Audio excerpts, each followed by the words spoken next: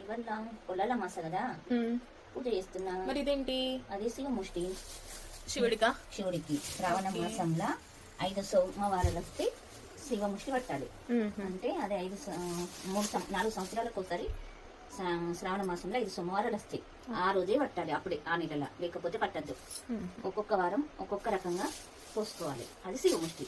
ఈ రోజు లాస్ట్ రోజు అంటే శనిగిలు ఇక్కడ పోసుకోవాలి దేవుడికి.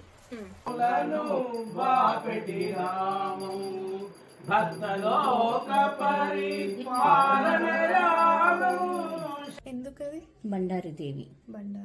కలవతి పప్పైన బొజ్జరిండారుగా చేరి కొడుకు ఎనక ఏములుతా చక్కట పండు జాములా భోగి నీళ్లు వానం పచ్చి తెల్లటి గుళ్ళు నల్లటి వెంకయ్య 4 చేతుల నమస్కారం.